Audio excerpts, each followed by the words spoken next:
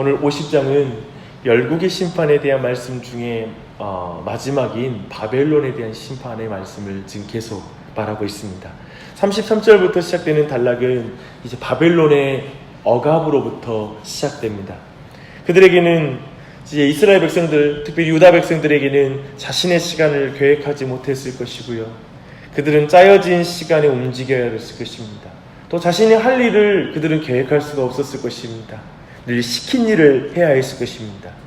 참으로 구약의 교회가 바벨론의 포로가 되었습니다. 우리는 바벨론에 대한 심판에 의해서 이 모든 일이 바벨론의 힘으로 이루어진 일이 아니라 하나님이 바벨론을 사용했기 때문에 그들이 그렇게 강대해졌다는 것을 알 수 있습니다.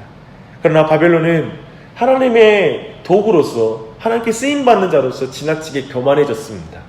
그래서 잔혹하기 이를 데 없는, 하나님이 정하신 범위를 넘어서서 잔혹함 가운데, 교만함 가운데 이 일을 행하였습니다. 하나님은 34절에서 이렇게 말씀하십니다. 그들의, 이제 이스라엘 백성을 향하여 말하는 거죠. 그들의 구원자는 강하니 그의 이름은 만군의 여호와라. 반드시 그들 때문에 싸우시리니 그 땅에 평안함을 주고 바벨론 주민은 불안하게 하리라. 그렇습니다. 바벨론의 손에 잡혀 포로로 살아가는 그 이스라엘 백성에게 이 말씀을 주고 계십니다. 눈에 보이는 현실의 권력인 바벨론의 손에 잡혀서 그 누구도 이스라엘을 구원할 수 없는 것처럼 보이는 지금 상황입니다. 하지만 이스라엘의 구원자는 강하다고 말씀하고 있습니다. 그리고 이스라엘을 위해서 만군의 여호와가 싸우시고 계시는 그 사실이 이 전쟁의 성패가 달려있다.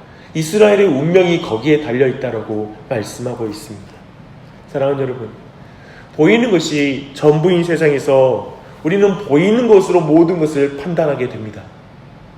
이것을 닫힌 세계관이라고 말합니다. 그저 이 보이는 공간에 꽉 막혀서 보는 것이죠. 그러나 우리는 하늘이 열린 세계관을 가지고 있습니다.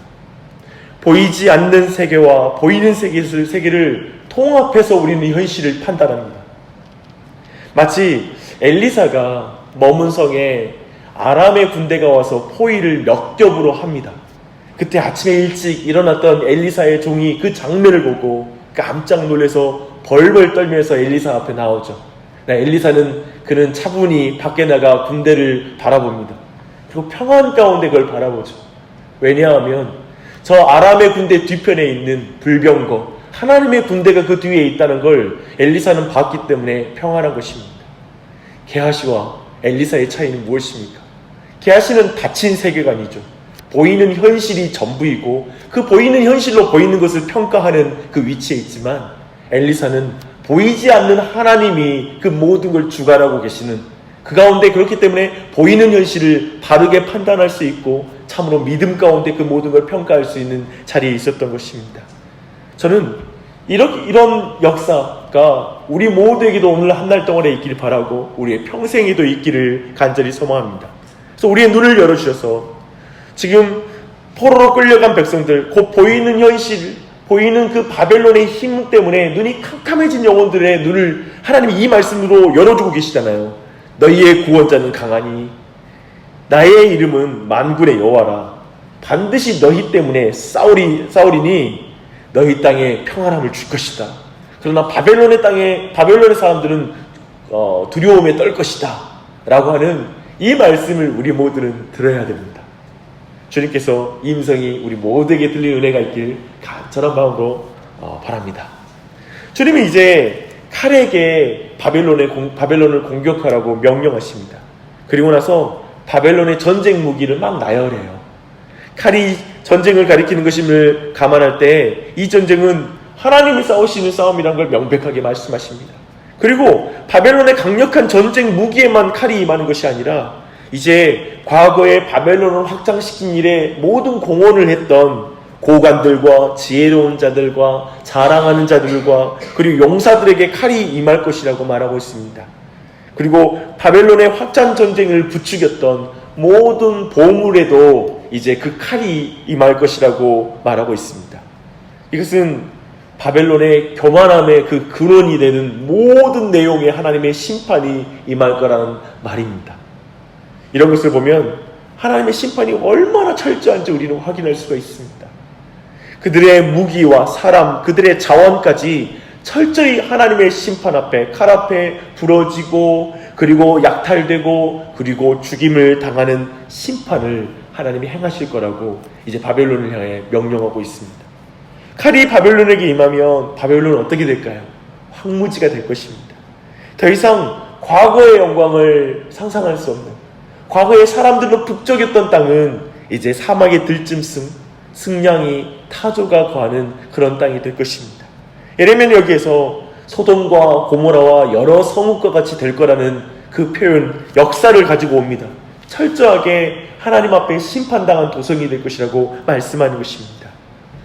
이제 그 일이 어떻게 일어날지 또 연상할 수 있는 그런 영상을 기법을 동원해서 또 설명해요. 그 내용은 41절부터 46절의 내용입니다. 북쪽에서 한 군대가 올 것입니다. 군대는 수가 굉장히 많은데 매우 조직적이며 훈련된 군대일 것입니다. 그들은 강력한 무기를 들고 나아올 거예요. 그리고 그들의 주력은 기병이 될 거예요. 말을 타고 온다고 말하고 있습니다. 그리고 소리에 대한 묘사까지 하고 있습니다. 그들의 함상은 요란한 바다처럼 들릴 것입니다.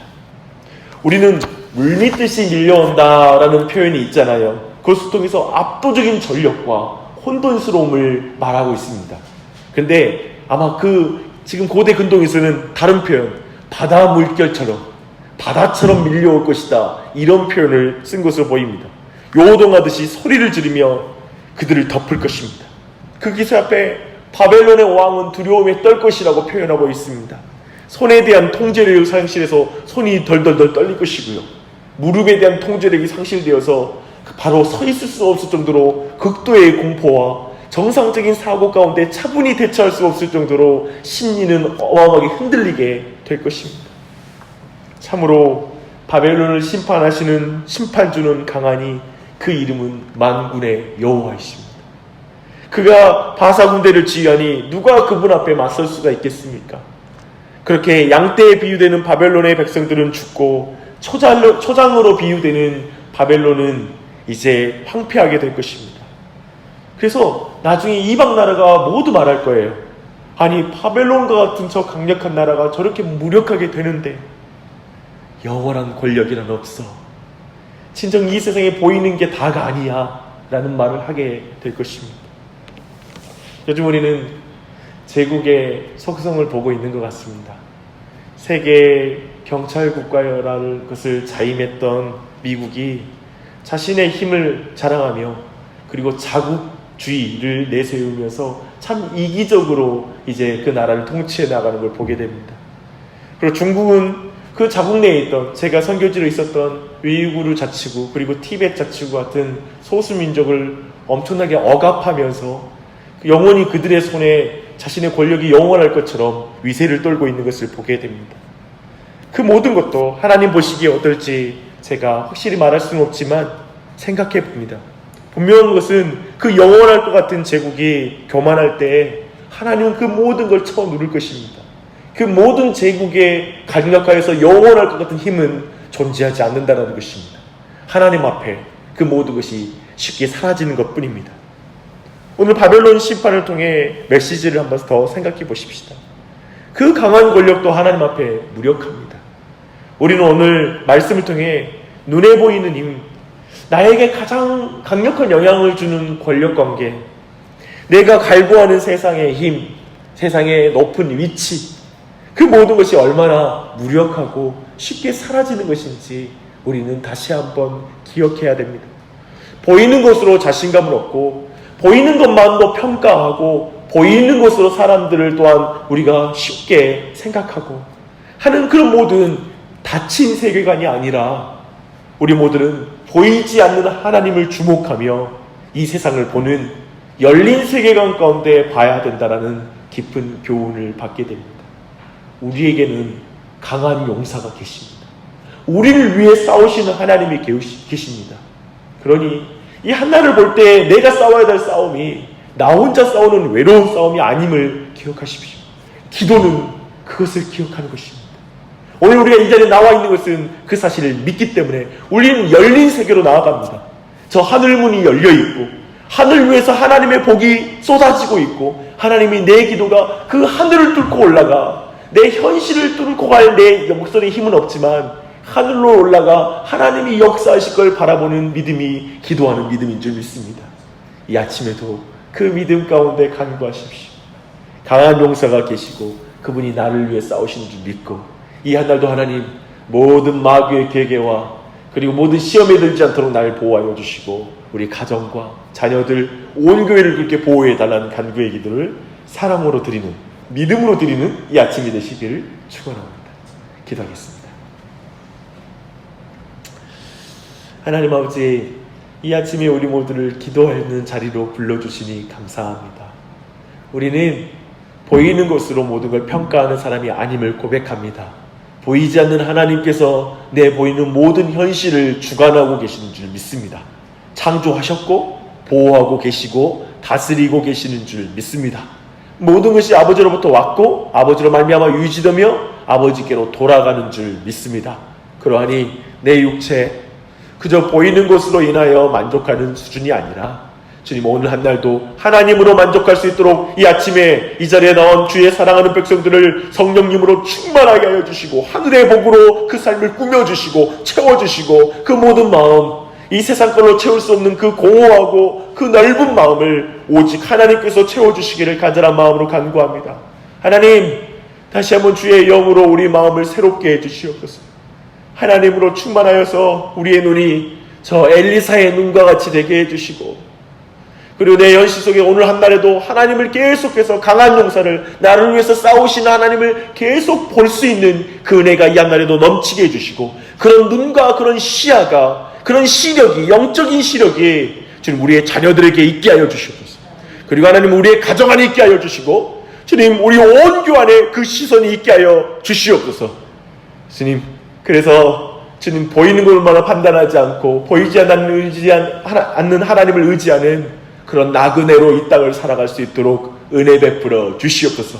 오늘도 우리의 순례의 길을 잘 감당할 수 있도록 우리 온 교회를 성령님으로 충만해지게 해주시길 간절히 간구합니다. 이 아침에 기도하는 한 사람 한 사람을 어루만져 주시고 그의 기도를 도와주시옵소서. 모든 것에 감사드리며 예수님의 이름 받들어 기도합니다. 아멘.